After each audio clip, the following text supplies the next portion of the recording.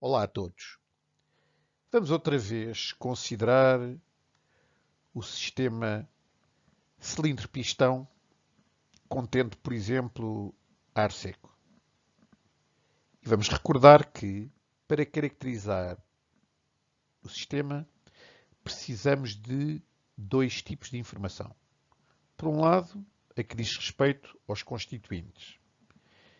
E aí temos que dizer quais os componentes que estão presentes. Por exemplo, no caso do ar seco, dizer que se trata essencialmente de azoto e de oxigênio, e as quantidades de cada um dos componentes, que podem ser em termos de frações molares, ou de frações mássicas, ou de número de moles de cada uma das componentes, etc. Por outro lado, temos os chamados atributos. E desses atributos já falámos de volume, de pressão e de temperatura. Ora bem, estes três atributos têm de facto uma particularidade e é de que quer o volume, quer a pressão, quer a temperatura se podem medir através de instrumentos apropriados, por exemplo, uma régua ou um nónio para o volume, um barómetro ou um manómetro para a pressão, um termómetro para a temperatura. Ou seja, em cada instante eu posso, através de um processo de medição, recorrendo a um instrumento apropriado, quantificar o valor desse atributo. Ora, este tipo especial de atributos são denominados propriedades primitivas. De uma forma geral, dizemos que um dado atributo é de facto uma propriedade primitiva quando puder ser avaliado de forma quantitativa num determinado instante, recorrendo a um conjunto muito bem definido de medições e de operações que são efetuadas no sistema, de tal forma que o resultado da medição não dependa nem do tipo de dispositivo que é utilizado, nem da presença de outros sistemas no ambiente, nem sequer de outros instantes no tempo. Um exemplo de um atributo que não é uma propriedade primitiva é de há quanto tempo é que o ar seco se encontra encerrado no cilindro. Eu, utilizando um relógio, não posso, através de uma simples leitura num determinado instante, conhecer essa duração. Preciso sempre de conhecer a história do sistema. Ainda um outro exemplo é o da distância percorrida pelo pistão no seu movimento de vai e vem, desde que o ar seco foi colocado no interior do cilindro. Novamente, não é através da leitura de uma régua, num determinado instante, que eu posso calcular essa duração. Não. Tenho que conhecer a história do sistema desde que o ar seco foi colocado no interior do cilindro. As propriedades primitivas são muito importantes porque permitem definir o estado de um sistema. Ou seja, de um ponto de vista de definição, dizemos que o estado de um sistema termodinâmico é precisamente identificado pelos valores, nesse instante, de todas as suas propriedades primitivas. Claro que isto pressupõe algo muito importante. É que eu sou capaz de determinar o valor de uma propriedade primitiva sem que com isso altere o estado do sistema.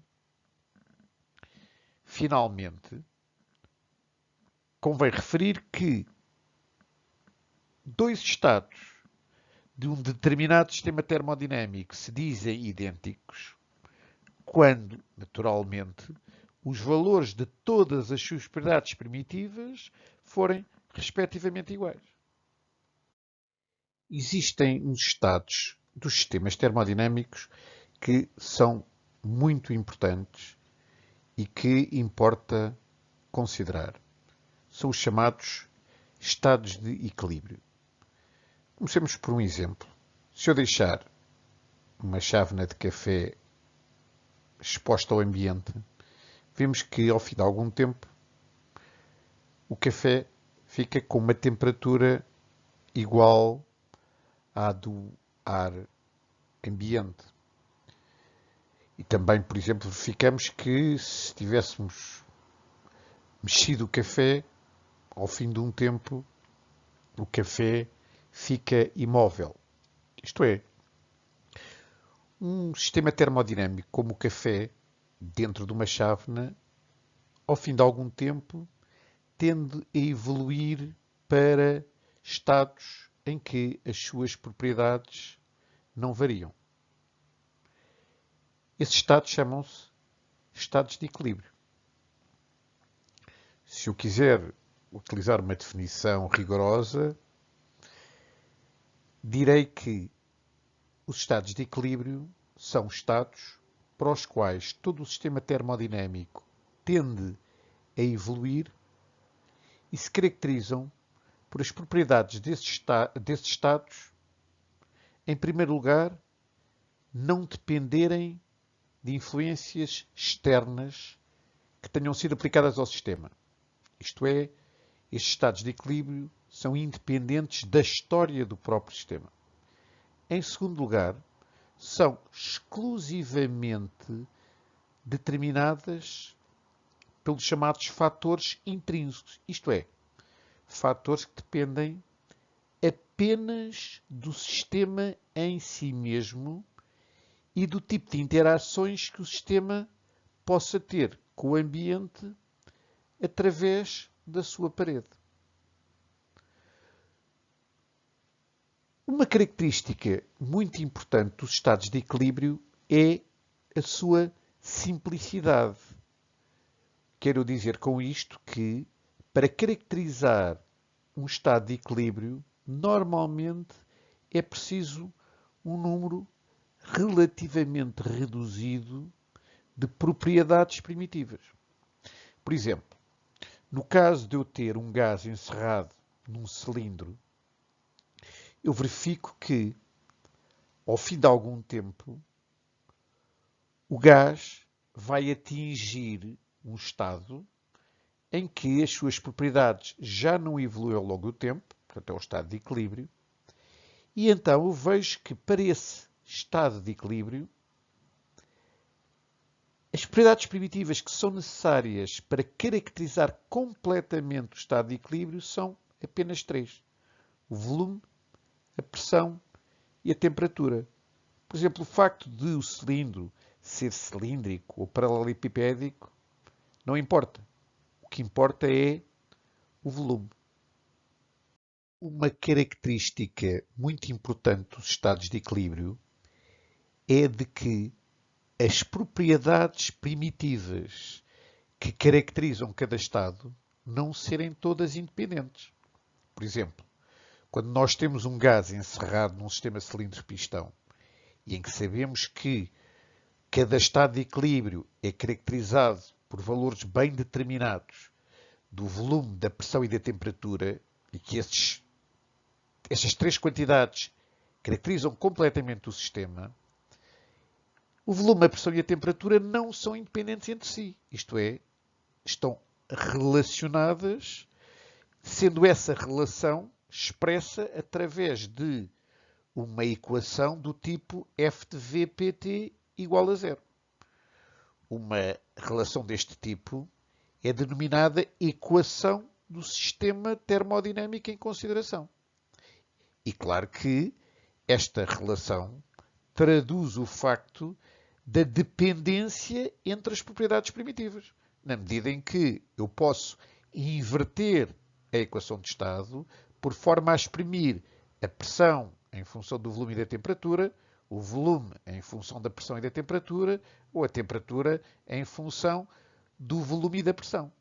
E, de facto, uma das primeiras preocupações dos investigadores que estudaram o comportamento dos gases foi a de descobrir qual a equação de estado que melhor traduzia o comportamento de um dado gás.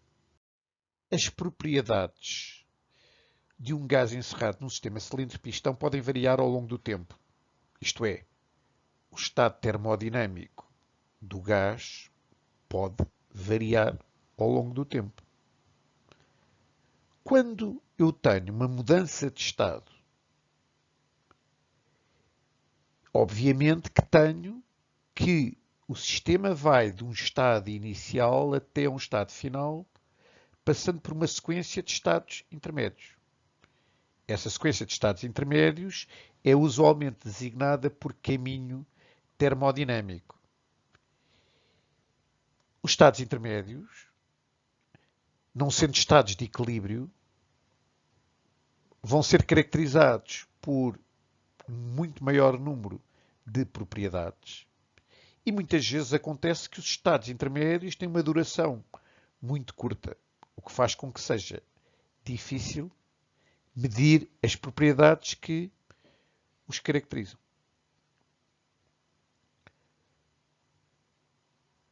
Uma das formas de alterar as propriedades de um sistema, isto é, de levar o sistema a uma mudança de estado, é através de interações do sistema com o ambiente. Por exemplo, se eu fizer subir ou descer o pistão, eu faço, obviamente, variar o volume do gás contido no cilindro. Se eu colocar pesos ou retirar pesos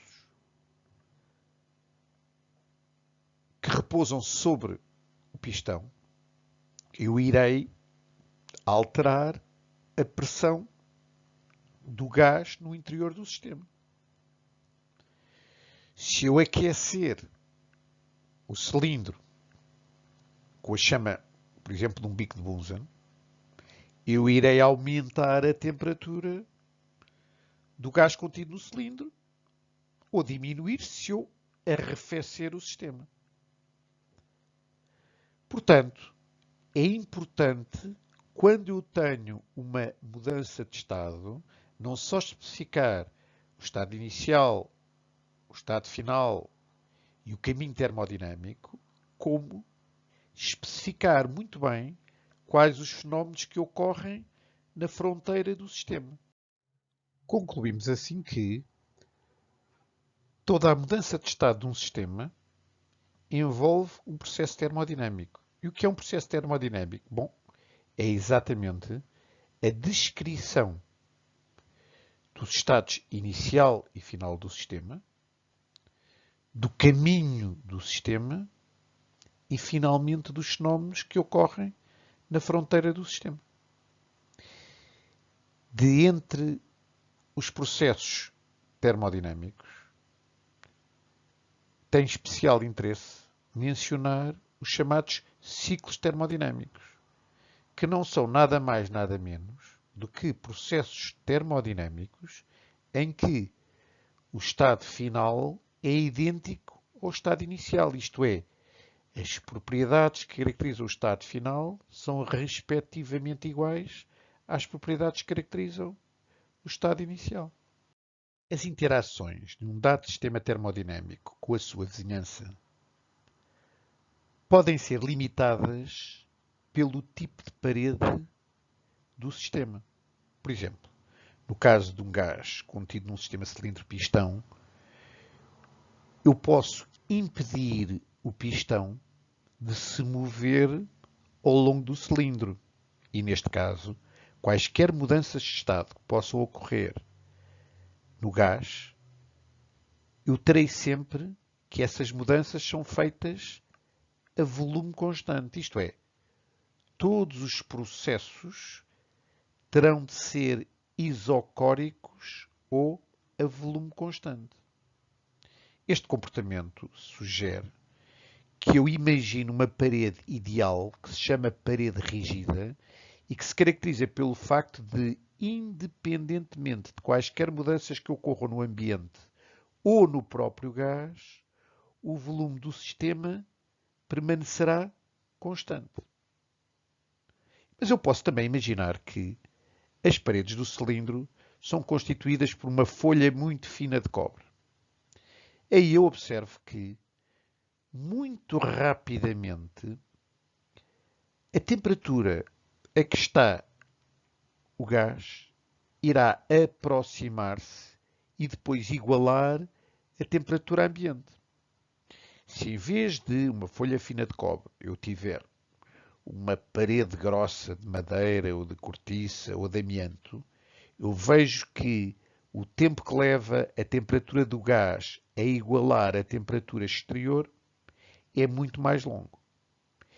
E se em vez disso eu utilizar aquilo que se chama uma parede Dewar, em que eu tenho dois vidros espelhados, virados um para o outro e separados por vácuo, então o tempo que demora a temperatura do gás a igualar a temperatura ambiente é muitíssimo longo.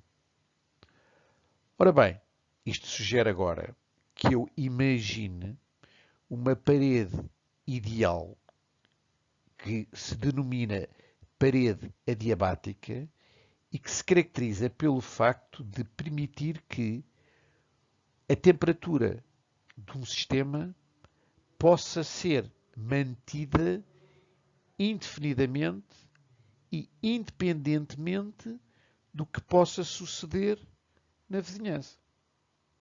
Uma parede diz-se móvel quando permite variações de volume. Uma parede diz diatérmica quando não vou oferecer qualquer obstáculo a que a temperatura do gás e a temperatura ambiente rapidamente se igualem.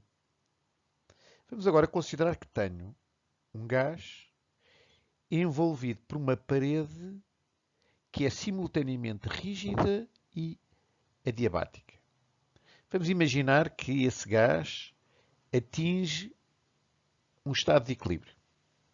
Bom, o que vai acontecer é que o volume do gás não irá poder variar porque a parede é rígida. A temperatura do gás não irá poder variar porque a parede é adiabática. Mas então, pela equação de estado, nós sabemos que a pressão irá ser determinada pelo volume e pela temperatura, os quais, sendo fixos, vão obrigar a que a pressão também não possa variar. Então o gás nunca irá poder variar de estado, independentemente do que ocorra na vizinhança do sistema.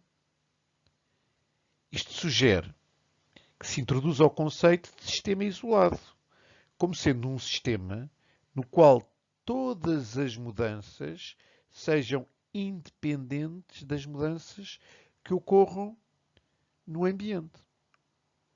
Ora bem, desta definição de sistema isolado, conclui-se imediatamente que as paredes que delimitam o sistema isolado impedem que ocorra qualquer interação desse sistema com o ambiente. Por outro lado, os outros tipos de parede, sejam as paredes móveis ou diatérmicas, ou então simultaneamente móveis e diatérmicas, vão ter de caracterizar-se por permitirem interações entre o sistema e o ambiente. Vamos agora considerar um tipo muito especial de interações que um sistema termodinâmico pode ter e que se chamam interações com peso. Para isso eu tenho que começar por definir o que é um peso em termodinâmica. Pois bem, um peso é um sistema idealizado que tem uma massa bem determinada e que tem a particularidade de se caracterizar pelo facto de, quando esse sistema estiver imerso num campo gravítico uniforme, isto é, um campo em que o vetor aceleração é o mesmo em todos os pontos, então os estados do sistema peso são totalmente determinados pelo nível a que esse peso se encontra. Vem daqui imediatamente que o nível a que o peso se encontra no campo gravítico uniforme considerado é a única propriedade independente do sistema peso. Vamos então agora considerar um gás contido num sistema cilindro-pistão que é constituído por uma parede adiabática móvel. Ora bem, neste caso, o único tipo de interações possíveis são as que envolvem exclusivamente variações de volume do gás contido no cilindro. O que nós vamos agora provar é que, quaisquer que sejam essas interações do sistema com a vizinhança, elas serão sempre equivalentes à variação do nível de um peso. Reparem que eu não estou a dizer que as interações que são possíveis só são as que levem à variação de nível de um peso. Não, evidentemente que eu posso imaginar que a variação de volume pode estar a acionar as rodas de uma locomotiva, pode estar a fazer mover um gerador que produz eletricidade, etc. O que eu estou a dizer é que todas essas interações serão forçosamente equivalentes à subida e descida de um peso. Isso prova-se muito facilmente. Basta olhar para o esquema que eu apresento na figura. Reparem, o que eu tenho é que o pistão está ligado a um sistema cremalheira-pinhão, o qual, através de uma roldana, vai fazer com que um peso suba ou desça. E, portanto, eu posso sempre avaliar a interação que o cilindro com o pistão tem através da sua variação de volume, e isto independentemente da posição e da inclinação que o cilindro possa ter, através da variação do nível de um peso. Este problema ajuda a compreender aquilo que dissemos acerca de toda a interação de um gás contido num sistema cilindro-pistão em que as paredes são móveis mas adiabáticas, ser sempre equivalente a uma interação que envolva exclusivamente a alteração de nível de um peso. No caso que estamos a considerar, sobre o pistão, temos uma massa M maiúsculo. Vamos imaginar que a força que está a ser exercida pelo gás sobre o pistão é superior ao peso da massa M maiúsculo adicionada da força que está a ser exercida pela atmosfera sobre o pistão. Note-se que estamos aqui a desprezar o peso do pistão, que é equivalente, de facto, a incluir esse peso do pistão no peso da massa M maiúsculo.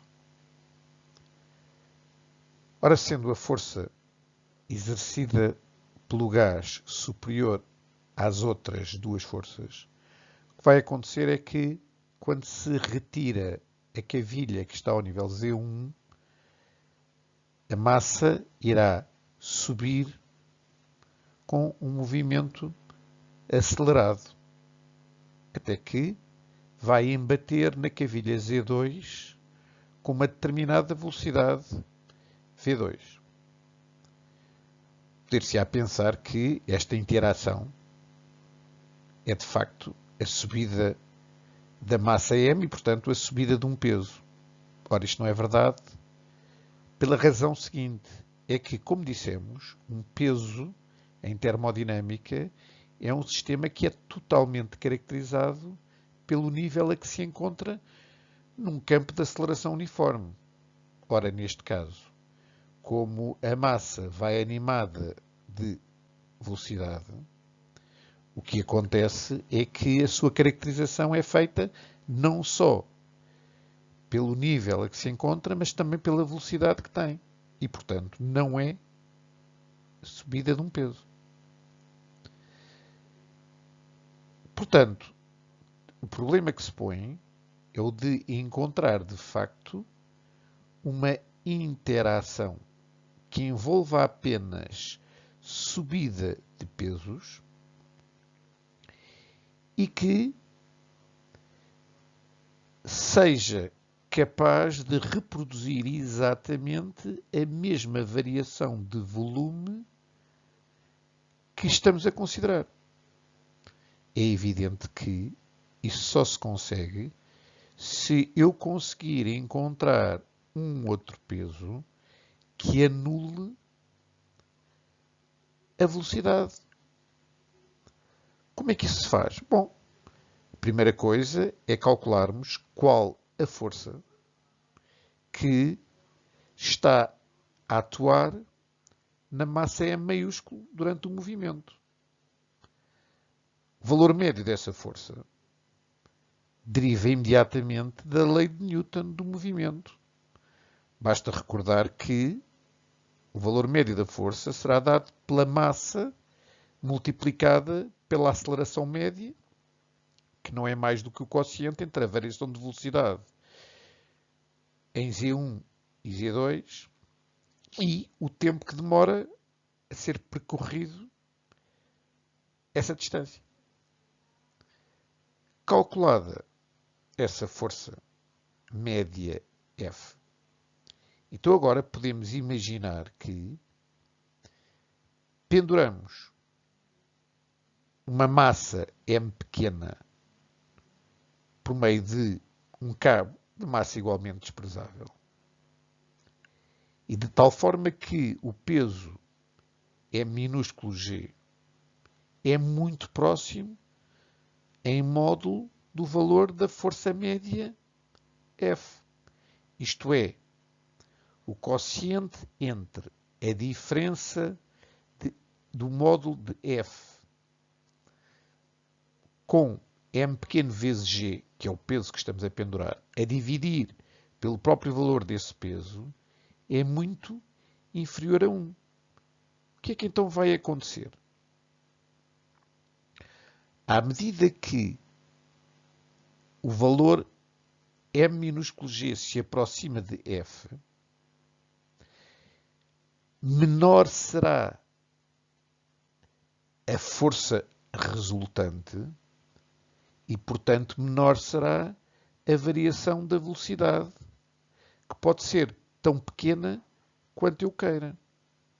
Em limite, o que vamos acabar por ter é que a massa M maiúsculo mais a massa M minúsculo irá de uma forma tão lenta quanto eu queira ir do nível Z1 até ao nível Z2. Isto é, eu posso aproximar-me tanto quanto quiser de um processo com peso. E agora, um último comentário, que é o seguinte.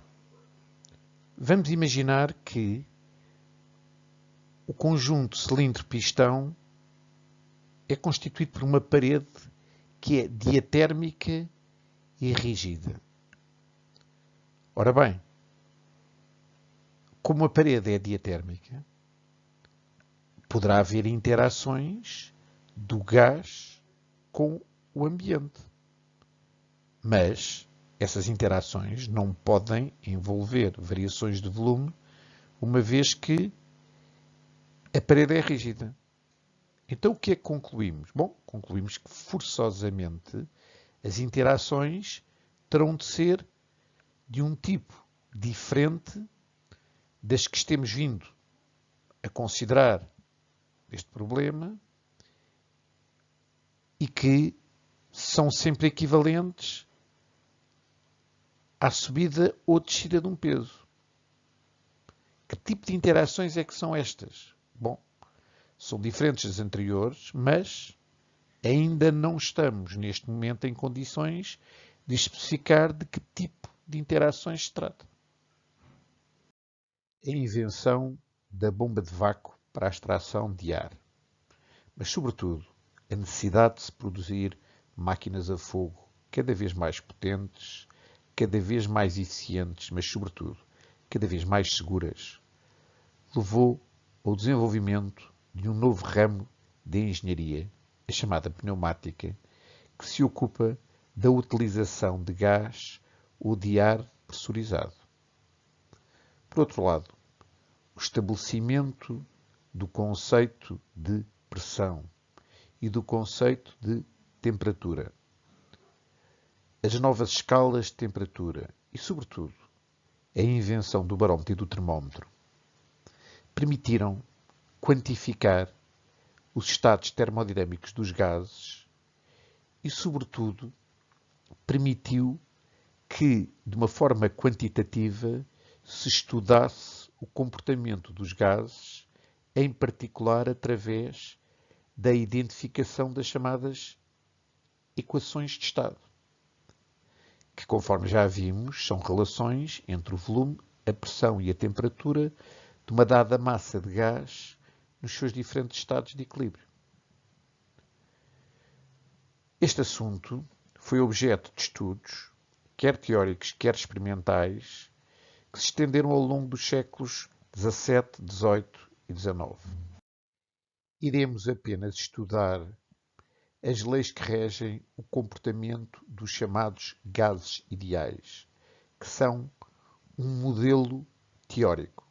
No entanto, este modelo teórico constitui uma excelente aproximação do comportamento dos gases, sobretudo quando temos temperaturas e pressões próximas daquelas que nos afetam na natureza. De facto, em meteorologia, quando se faz previsão numérica do tempo, a equação que se utiliza para caracterizar o comportamento da atmosfera como gás é a equação de estado dos gases ideais. A mais antiga equação de estado de um gás foi descoberta em 1662 pelo físico e químico irlandês Boyle. Essa mesma lei foi descoberta um pouco mais tarde, de forma independente, em 1676, pelo físico francês Mariotte.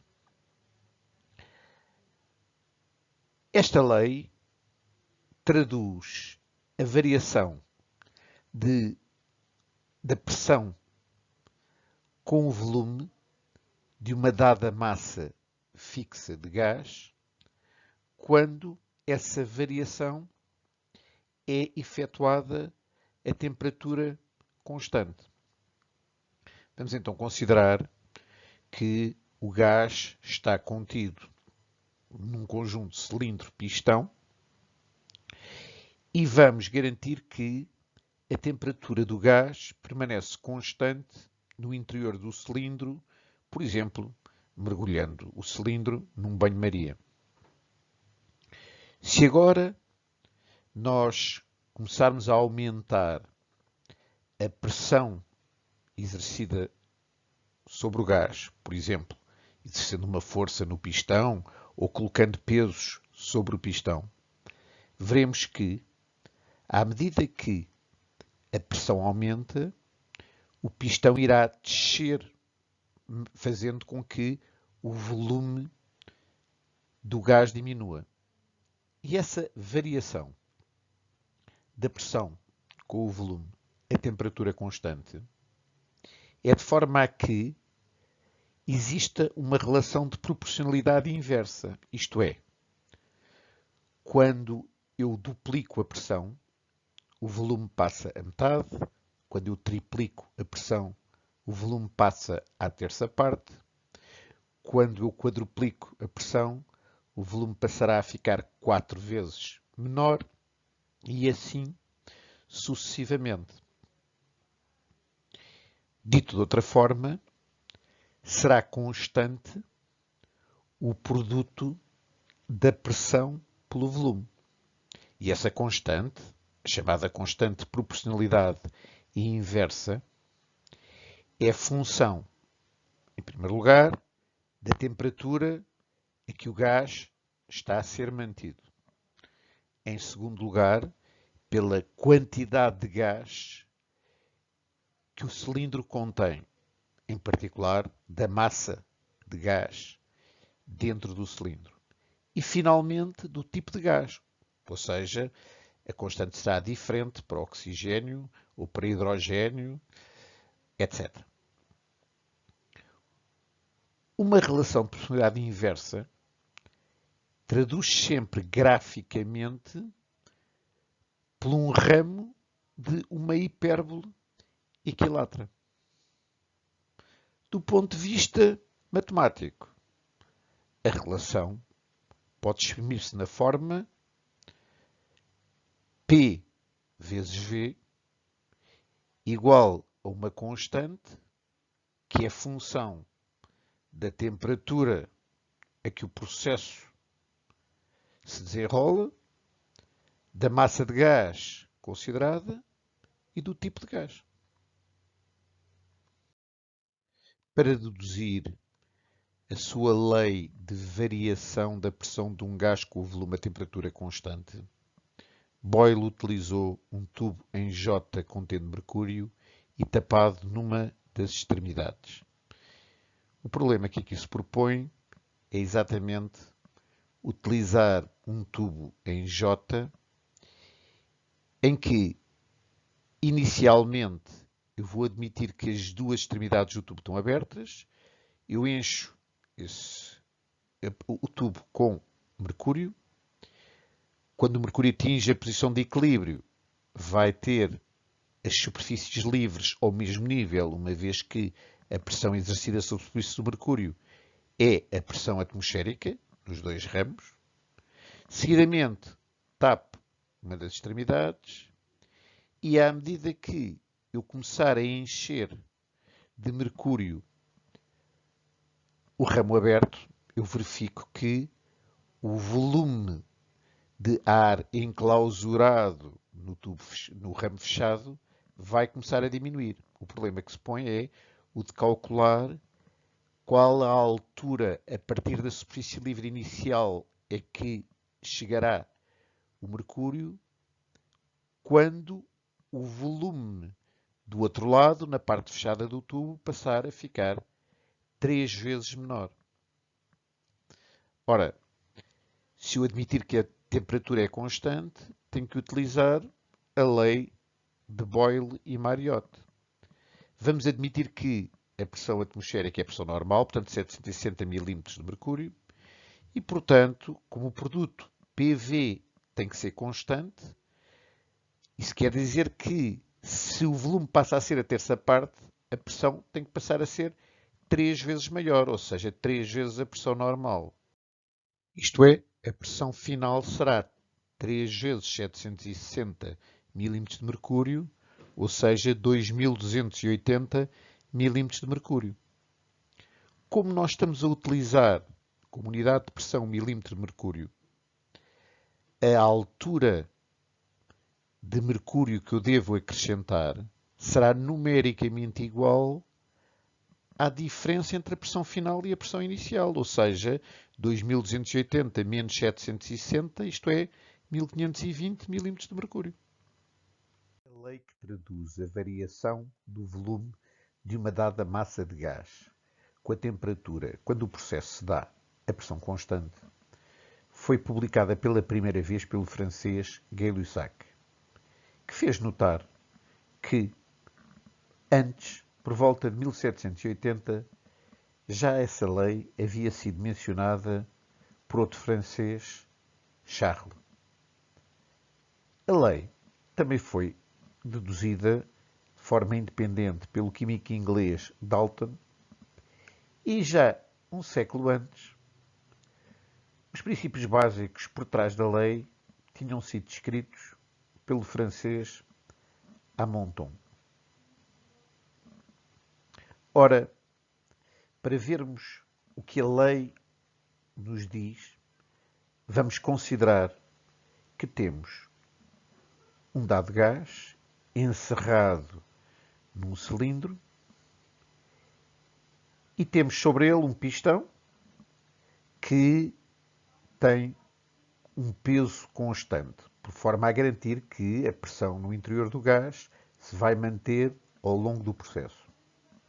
Seguidamente, começamos a aquecer o gás com um bico de Bunsen e vamos medindo a temperatura conjuntamente com a pressão. O que se observa é que, à medida que a temperatura aumenta, o pistão sobe, isto é, o volume também aumenta, e as variações de volume são diretamente proporcionais às variações de temperatura. Isto é, a razão da diferença de volumes e da diferença de temperaturas dá sempre um valor constante.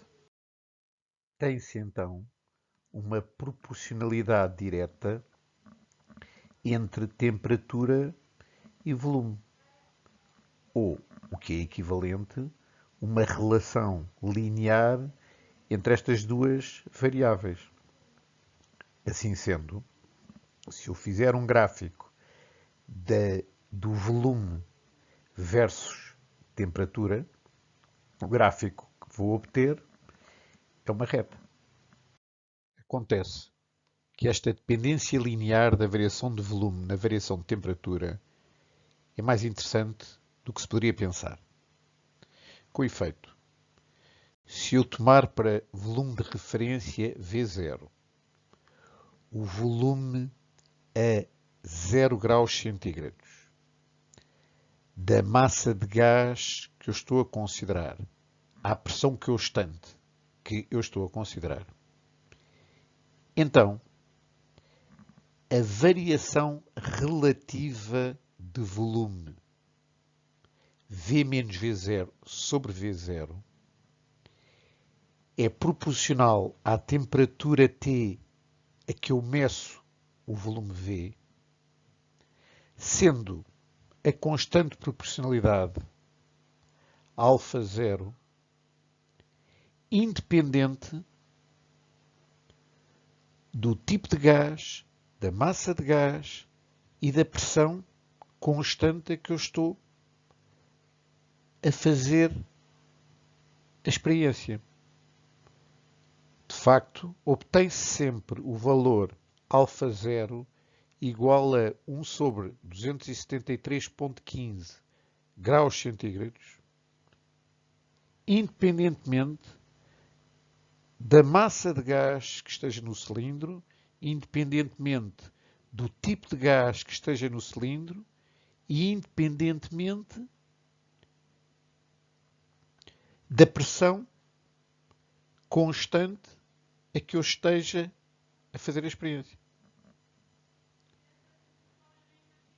Da relação V menos V0 sobre V0 igual a α0 sobre T, eu deduzo imediatamente que V será igual a V0 multiplicado por 1 mais α0T. E se eu puser α0 em evidência, então obtenho a expressão V igual a V0 α0 multiplicado pela temperatura adicionada da quantidade 1 sobre α0, que vale 273,15 graus centígrados. E onde V0, obviamente, vai ser função, vai depender da pressão constante que eu esteja a considerar, da massa de gás que eu tenha dentro do cilindro e do tipo de gás. O V0 é que depende, mas na realidade o V menos V0 sobre V0, esse é sempre proporcional a t com a mesma constante de proporcionalidade.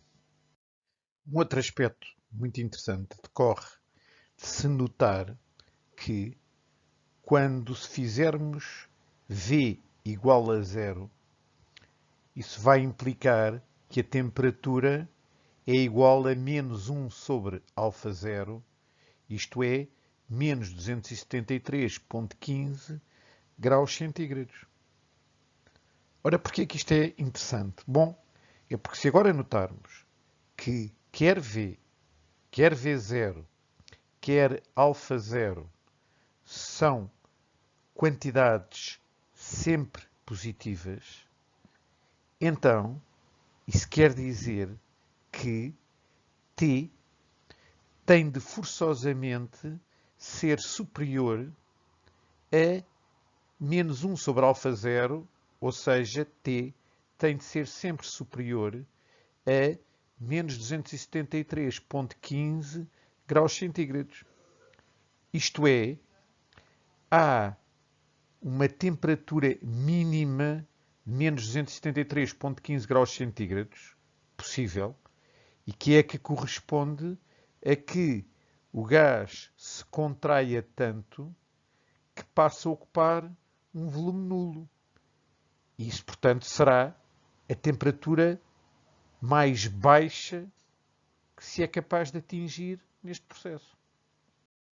A existência deste mínimo de temperatura levou Kelvin, um físico e engenheiro da Universidade de Glasgow, a propor, em 1848, que se definisse um zero absoluto como sendo a temperatura a que corresponderia um frio infinito.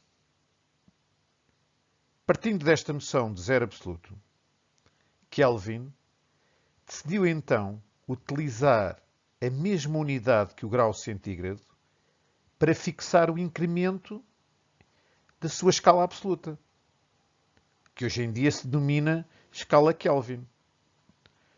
Ora bem, isto quer dizer que a escala Kelvin, a tal escala absoluta proposta por Kelvin, não é mais do que obtida a partir da escala centígrada, adicionando o valor 273,15 que correspondia ao valor menos 1 sobre α0 atrás obtido. De um ponto de vista prático, este raciocínio corresponde a nós ajustarmos uma reta no processo de contração de volume com a diminuição de temperatura a pressão constante e depois prolongarmos essa reta até que o valor do volume seja zero. É muito importante notar que este processo é conceptual, isto é, não pode ser reproduzido na realidade, uma vez que qualquer gás, quando se chega a uma temperatura suficientemente baixa, muda do estado gasoso para o estado líquido, isto é, condensa.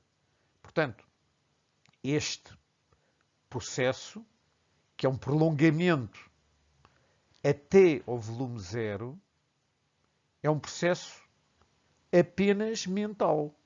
Ora, isto é muito habitual fazer-se em ciência, mas o que é interessante é que, apesar disso, esta temperatura absoluta e este zero absoluto, que é atingido apenas conceptualmente, traduz, no entanto, algo de bem real, que é como veremos a existência desta temperatura absoluta e deste zero absoluto. Se nós combinarmos a definição de temperatura em Kelvin com a lei da variação dos volumes relativos em função das respectivas temperaturas num processo a pressão constante, obtemos que o volume V é igual ao volume de referência V0 multiplicado pela constante α0, que vale 1 sobre 273,15 graus centígrados menos 1, multiplicado pela temperatura em Kelvin. Ou, se quisermos, temos que o volume é diretamente proporcional à temperatura em Kelvin, sendo a constante de proporcionalidade F2, que não é mais do que o produto de α0 por F por V0, função da pressão, que se mantém constante, da massa de gás considerada e do tipo de gás. Esta é a expressão que usualmente se designa por lei dos volumes de Charles e Gay-Lussac. Quando Kelvin propôs a sua escala absoluta, decidiu utilizar incrementos iguais aos da escala centígrada. Mas não teria que ser forçosamente assim. Uma escala absoluta apenas depende da existência de um zero absoluto, isto é, de uma temperatura mínima que se toma para zero. Podem utilizar-se quaisquer outros incrementos. E foi isso que Rankine, que também lecionava como Kelvin na Universidade de Glasgow, fez quando propôs que a sua escala absoluta tivesse incrementos iguais ao da escala Fahrenheit. Este problema trata exatamente das relações entre escala centígrada e escala Kelvin, escala Rankine e escala Fahrenheit, e entre as escalas absolutas Rankine e Kelvin. A primeira pergunta é: como é que se relacionam então as escalas Rankine e Fahrenheit? Bom, é muito simples. Basta calcular o zero absoluto em Fahrenheit. Ora, utilizando a conversão de escalas e sabendo que o zero absoluto em centígrados é menos 273,15, obtém-se que o zero absoluto são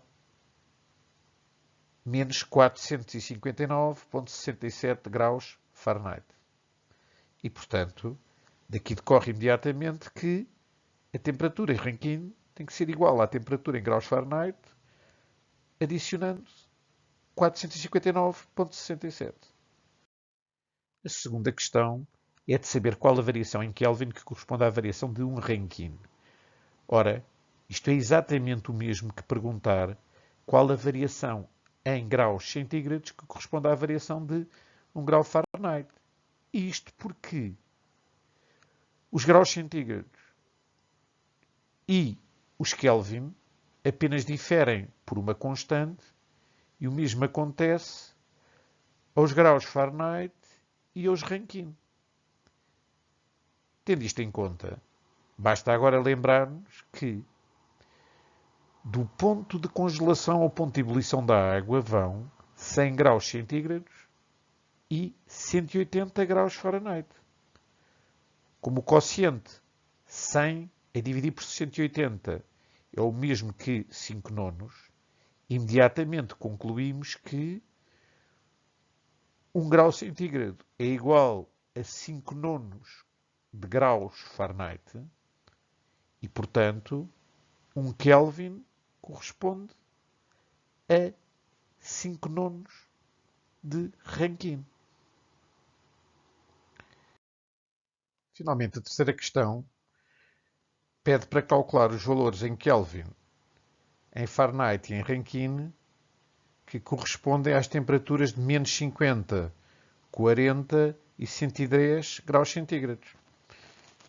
A solução é muito simples, porque basta recordar as fórmulas de conversão de graus centígrados em graus Fahrenheit e depois de graus centígrados em Kelvin e de graus Fahrenheit em Rankine. As quatro escalas encontram-se graficamente representadas em baixo e, se examinarmos esses gráficos, percebemos perfeitamente todo o raciocínio que acabamos de fazer. Uma nota final. Devem certamente ter reparado que eu digo graus centígrados e graus Fahrenheit, mas não digo graus Rankine e graus Kelvin. Isto porque a convenção é de que quando se trata de escalas absolutas, não se dizem graus, mas apenas Rankine e Kelvin. Consideremos a lei de Boyle-Mariotte e dividamos por T ambos os membros da expressão. Obtemos PV sobre T igual a uma constante de proporcionalidade G1 que não é mais do que a constante de proporcionalidade F1 anterior dividida por T. Multipliquemos agora pela pressão P a lei dos volumes de Charles e Gay-Lussac.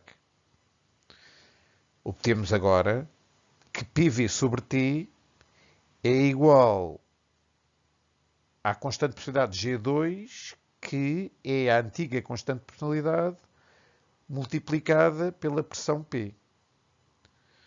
Se compararmos as duas expressões que obtivemos, vemos que o membro esquerdo é comum, PV sobre T, o que quer dizer que os dois membros do lado direito são iguais. Temos assim que uma quantidade à esquerda que depende da massa de gás e do tipo de gás considerado e também da temperatura absoluta é igual a uma outra quantidade que também depende da massa do gás e do tipo de gás, mas agora depende da pressão P. Ora bem, daqui conclui-se imediatamente que a quantidade G1 e a quantidade G2, a primeira não pode depender de T e a segunda não pode depender de P. E o raciocínio é muito simples. Suponhamos que, de facto, G1 dependia de T e G2 de P e eu tinha sempre uma igualdade independentemente dos valores de T e de P. Então, vamos imaginar que eu fixava T e fazia variar P. Bom, se G2 dependesse de P, G2 iria mudar o seu valor, enquanto G1 não, e deixava de ter uma igualdade entre as duas expressões.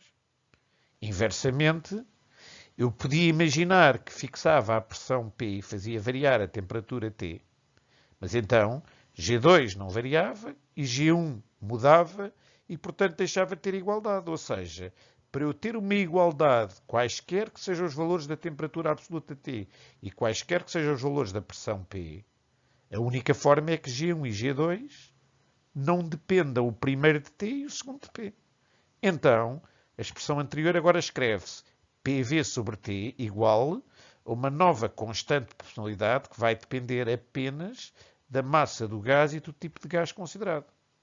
Ou ainda, se quisermos, que eu posso escrever que P sobre T é igual a 1 sobre V vezes esta quantidade de G, em que, ou seja, que P sobre T é uma nova constante de proporcionalidade que vai depender de quê? Do volume agora, da massa de gás considerado e do tipo de gás considerado.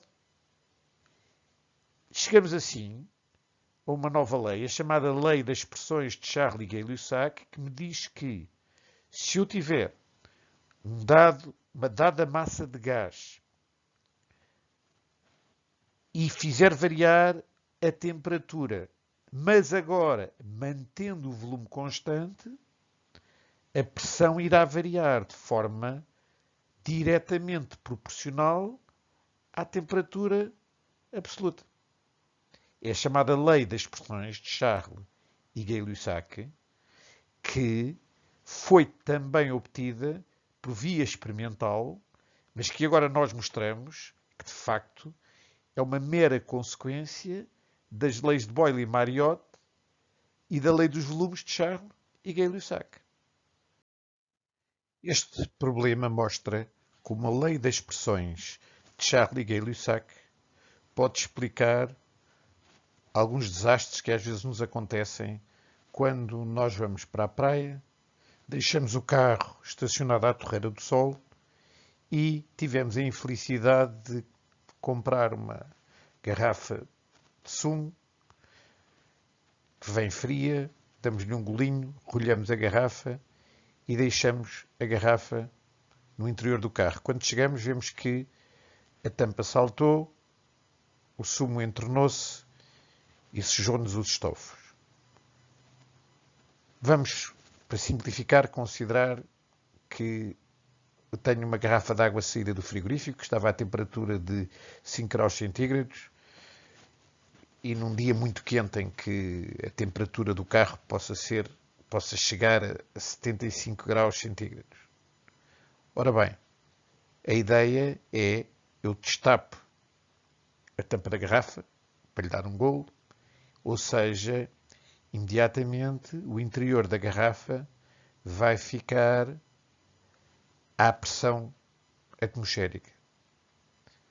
Ora bom, entretanto, quando eu deixo a garrafa no carro, visto que a garrafa está arrolhada, o volume do ar vai ser constante e, portanto, posso aplicar a lei da variação da pressão com a temperatura a volume constante e ver qual a pressão a que pode chegar o ar quando a temperatura for de 75 graus centígrados.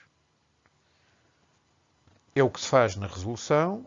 Consideramos que a pressão atmosférica era uma atmosfera, nunca há de ser muito longe disso, e, portanto, vemos que quando a temperatura sobe desde 5 graus centígrados a 75 graus centígrados, a pressão final pode atingir 1,25 atmosferas, ou seja, mais um quarto de valor da pressão atmosférica normal.